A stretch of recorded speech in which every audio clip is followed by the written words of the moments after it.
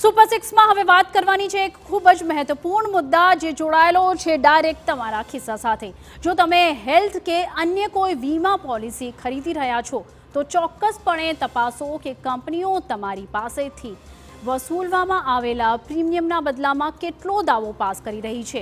આનું કારણ એ છે કે સામાન્ય આરોગ્ય અને સરકારી વીમા કંપનીઓ ₹100નું પ્રીમિયમ લે છે અને માત્ર ₹86 પાસ કરે છે।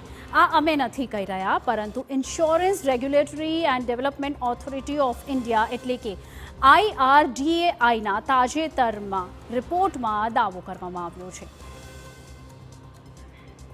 લોકો વીમા પોલિસી એટલે લેતા હોય છે કે ભવિષ્યમાં કોઈ બીમારી આવી કે કંઈક થઈ ગયું તો પરિવારને આર્થિક સંકટ ન પડે, પરંતુ વીમા કંપનીઓ કેવા કાવા દાવા કરીને ક્લેમ ફગાવે છે તે અનેક ઉદાહરણ આપણે જોયા છે। એટલે જ આજનો રિપોર્ટ તમારી આંખ ઉઘાડી દેશે। 2023-24માં વીમા કંપનીઓએ કુલ 83% દાવામાં રૂપિયા આપ્યા હતા અને 11%ને નકારી કાઢ્યા હતા। 31 માર્ચ 2024 સુધી 6% દાવા પેન્ડિંગ રહ્યા। આ સમયગાળા દરમિયાન સામાન્ય અને આરોગ્ય વીમા કંપનીઓએ કુલ 2.69 કરોડ સ્વાસ્થ્ય દાવાઓનું સોલ્યુશન લાવ્યું અને 83,493 કરોડ રૂપિયા ચૂકવ્યા।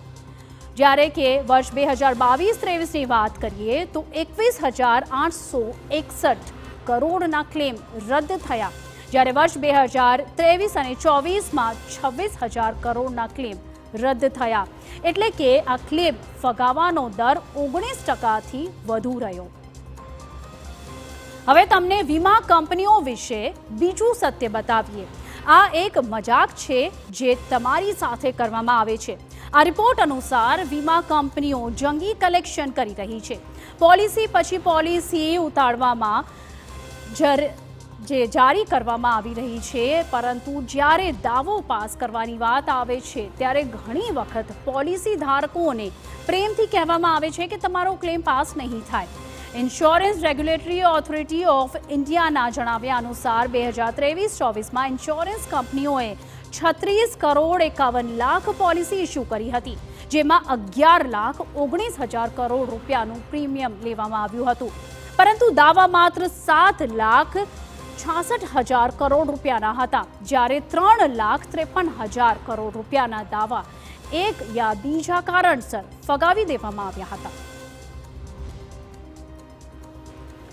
જીવન વીમો એટલે એવો વીમો જે કોઈ અકસ્માત કે મૃત્યુના કિસ્સામાં તમારા પરિવારને આર્થિક મદદ પૂરી પાડે છે। વર્ષ 2023-24માં આ જીવન વીમામાં 8,29,000 કરોડ રૂપિયાનું પ્રીમિયમ આવ્યું હતું, જ્યારે દાવાઓએ પાસ કરાયા કે 5,77,000 કરોડ રૂપિયાના, એટલે કે વીમા કંપનીઓને ફાયદો। સામાન્ય વીમાની વાત કરીએ તો તમને મિલકતોના નુકસાન સામે રક્ષણ પૂરું પાડે છે, જેમ કે અગ્નિ વીમો અથવા મોટર વાહન વીમાની વાત કરીએ તો નાણાકીય વર્ષ 2023-24માં સામાન્ય વીમામાં 1,72,000 કરોડ રૂપિયાનું પ્રીમિયમ એકત્ર કરવામાં આવ્યું હતું, જ્યારે માત્ર 1,01,000 કરોડ રૂપિયાના દાવા પાસ થયા હતા। એમાં પણ કંપનીઓએ ઘી કેળા। જ્યારે આરોગ્ય વીમાની વાત કરીએ તો નાણાકીય વર્ષ 2023-24માં ₹1,16,000 કરોડનું પ્રીમિયમ એકત્ર કરવામાં આવ્યું હતું, પરંતુ દાવા 88,000 કરોડ રૂપિયાના પાસ થયા। હવે તમને વધુ એક રસપ્રદ વાત કહીએ। તમે કદાચ ખાનગી કંપનીઓ પાસેથી વીમો લીધો હશે, કારણ કે તમને લાગ્યું હશે કે ક્લેમ કરીશું તો ખાનગી કંપનીઓ સરકારી કંપનીઓ કરતાં વધુ સારી છે, પરંતુ નહીં, તમે ખોટા છો। ઇન્સ્યોરન્સ રેગ્યુલેટરી ઓથોરિટી ઓફ ઇન્ડિયાના જણાવ્યા અનુસાર સરકારી કંપનીઓનો ક્લેમ સેટલમેન્ટ રેશિયો જે છે તે 103%થી વધુ છે।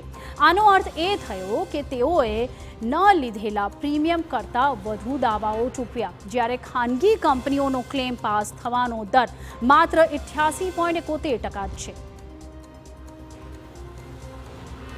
તો આ છે ઇન્સ્યોરન્સ કંપનીઓની સચ્ચાઈ, જેઓ સમયસર પ્રીમિયમ તો લે છે પરંતુ તેની સામે વળતર નથી ચૂકવતા।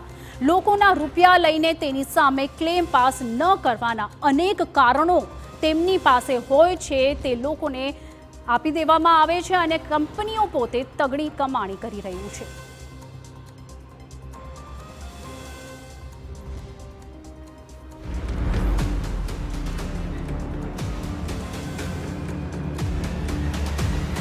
जब हम इंश्योरेंस लेते हैं तो बहुत सारी चीज़ें हम नहीं देखते और बहुत सारी चीज़ें ऐसी होती हैं कि जो उस हमारे जो पॉलिसी रहती हैं उसमें नहीं होती।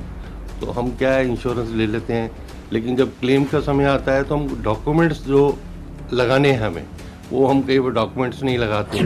भाई क्लेम फाइल करते हो जो रिक्वायर्ड डॉक्यूमेंट्स हैं एक तो वो हमने साथ में लगाने हैं और जो भी डाटा मांगा गया है जो उसमें डिटेल है वो सारी है कि नहीं, और उसमें भी हम कई लोग कुछ चीज़ें छुपा जाते हैं, वो भी नहीं छुपानी। दूसरा जब हम पॉलिसी लेते हैं तो पॉलिसी लेते हुए भी कि मेरे को क्या रिक्वायर्ड है, कितना चाहिए, वो फैमिली का बफर चाहिए या मेरे को इंडिविजुअल चाहिए, वो सारी चीज़ें भी देखने की, और उसके अंदर क्या क्या कवर है। ये नहीं कि भाई हाँ इतने लाख का हो गया तो सब कुछ हो गया, लेकिन मेरी रिक्वायरमेंट क्या है, मेरे को क्या डिजीज़ हैं, उसके लिए वो पॉलिसी के अंदर बेनिफिट है कि नहीं, तो वो भी सारा देखने की ज़रूरत है। नहीं तो बाद में जो हमने सोच के लिया था वो नहीं लेते तो वो हमारे लिए उस समय जब क्लेम के समय मुश्किल आ जाती। અમારી વિશેષ રજૂઆત મહાઆફતનું એલર્ટ રાત્રે 7:56 કલાકે ચોક્કસથી જુઓ। હાલ સુપર 6 માં બસ આટલું જ। વધુ સમાચારો માટે આપ જોતા રહો TV9। નમસ્કાર।